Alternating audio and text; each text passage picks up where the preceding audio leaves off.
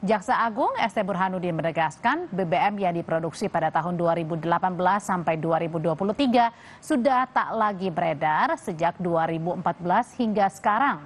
Tak hanya itu, ia juga memastikan bahan bakar hasil dari produksi kilang yang didistribusikan Pertama saat ini atau Pertamina saat ini dalam kondisi baik dan memenuhi standar.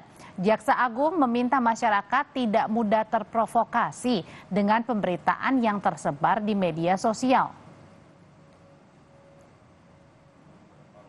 Bahan bakar minyak sebagai produk kilang yang didistribusi atau dipasarkan oleh PT Pertamina saat ini adalah baik, ya, dalam kondisi yang baik dan sudah sesuai dengan spesifikasi, tetap tidak terkait dengan peristiwa hukum yang sedang disidik. Sampaikan ke masyarakat untuk jangan ragu, ya, melakukan atau menggunakan bahan bakar yang dibuat oleh Pertamina, dan itu pasti jaminan mutu. Bukan iklan.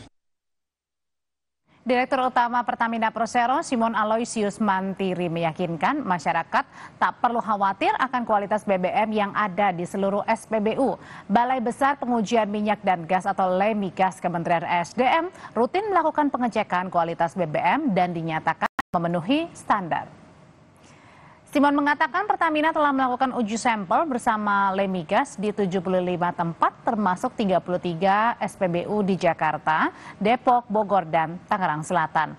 Pertamina menggandeng surveyor independen yakni Surveyor Indonesia dan TUV Rheinland untuk menguji sampel kualitas BBM milik Pertamina. Beberapa kesempatan lalu juga kami sudah melakukan uji sampel bersama LEMIGAS di 75 tempat, termasuk di Terminal Pertamina Pelumpang, begitu juga di 33 SPBU yang tersebar antara lain di Jakarta, Depok, Bogor, dan Tangerang Selatan. Dan hasil dari pengujian itu menunjukkan adalah kualitas produk BBM Pertamina sudah sesuai standar spesifikasi teknis yang dipersyaratkan oleh Dijen Migas Kementerian SDM. Saat ini kita sudah bersama jurnalis Kompas TV Abel Insani dan juru kamera Hanil Rivelino yang akan melaporkan langsung dari Kejaksaan Agung mengenai kelanjutan kasus korupsi kilang minyak Pertamina. Abel, kalau tadi Jaksa Agung dan juga Dirut Pertamina ini melakukan konferensi pers, poin-poin penting apa saja yang disampaikan? Ya, Audrey dan juga saudara, pada saat sebelum konferensi pers tadi memang ada pertemuan secara tertutup antara PT Pertamina dan juga dari Kejaksaan Agung. Pada saat konferensi pers tadi juga dijelaskan bahwa masyarakat untuk tidak ragu untuk menggunakan produk Pertamina kembali. Karena kalau kita melihat kekecewaan dari masyarakat luas, Audrey dan juga saudara, ini memang banyak yang mengganti produk mereka ke produk lain, artinya sudah tidak menggunakan produk dari Pertamina lagi. Tetapi dengan adanya kasus ini, Pertamina tadi sempat menyebutkan bahwa sudah melakukan introspeksi dan ingin melakukan pembenahan, di mana ini Pertamina ingin bahwa kepercayaan publik terhadap Pertamina ini kembali lagi. Nah, bagaimana caranya Pertamina mengembalikan kepercayaan publik terkait dengan produk Pertamina?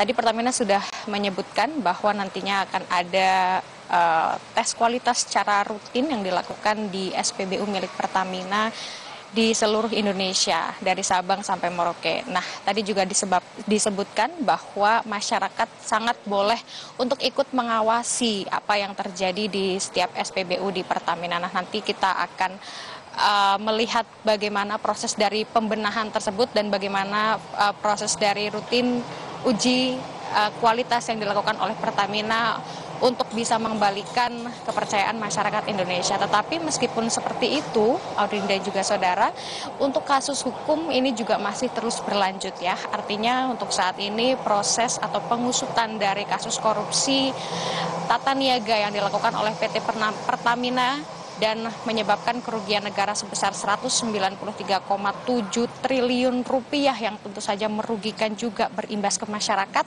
ini masih terus diusut. Saat ini juga Kejaksaan Agung sudah menyatakan bahwa ada 9 tersangka begitu ya. Dari 9 tersangka ini 6 diantaranya merupakan dari Pertamina sendiri dan 3 lainnya ini merupakan dari pihak swasta. Nah, yang menarik adalah dari 3 pihak swasta ini merupakan broker dan tiga-tiganya ini memiliki kantor yang sama atau memiliki markas. Nah, markas ini merupakan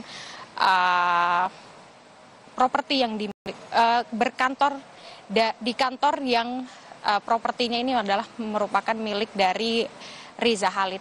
Nah, kalau bisa ditarik sedikit, Riza Khalid ini merupakan pebisnis minyak begitu, Audrey dan juga saudara, yang memang beberapa kali namanya sempat tercuat dalam skandal kasus yang cukup besar di Indonesia. Nah, Riza Khalid ini ternyata juga dari 3 tersangka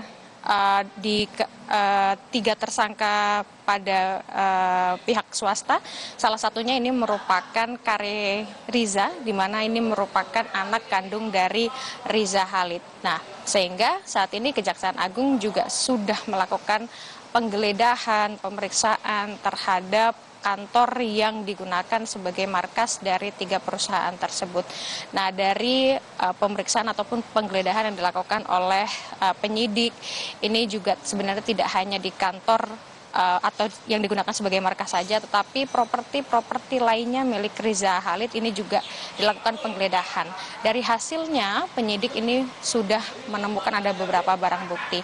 Saat ini yang disita antara lain adalah berangkas dengan isi uang sebesar 850 juta rupiah dan juga ada mata uang asing. Lalu juga ada ratusan dokumen yang juga disita dan juga ada alat komunikasi lainnya. Jadi tentu saja saat ini untuk proses ataupun penyidikan ini masih terus diusut untuk kasus korupsi yang dilakukan oleh PT Pertamina. Tapi untuk status dari Riza Khalid sendiri, Audrey dan juga saudara, saat ini juga kita masih belum tahu apa sebenarnya statusnya Riza Khalid dalam kasus korupsi yang dilakukan oleh PT Pertamina yang merugikan negara sebesar 193,7 triliun ini. Jadi nanti kita akan nantikan, Audrey dan juga saudara, meskipun sudah berbenah, tapi kasus atau hukum masih akan terus berlanjut. Kembali ke Anda, Audrey. Ya, itu poin pentingnya, meskipun tadi sudah dinyatakan bahwa BBM Pertamina saat ini aman sesuai dengan standar, tapi yang tidak perlu atau jangan dilupakan adalah mengenai masalah kasus hukumnya. Terima kasih laporannya dari Kejaksaan Agung, jurnalis Kompas TV Abel Insani.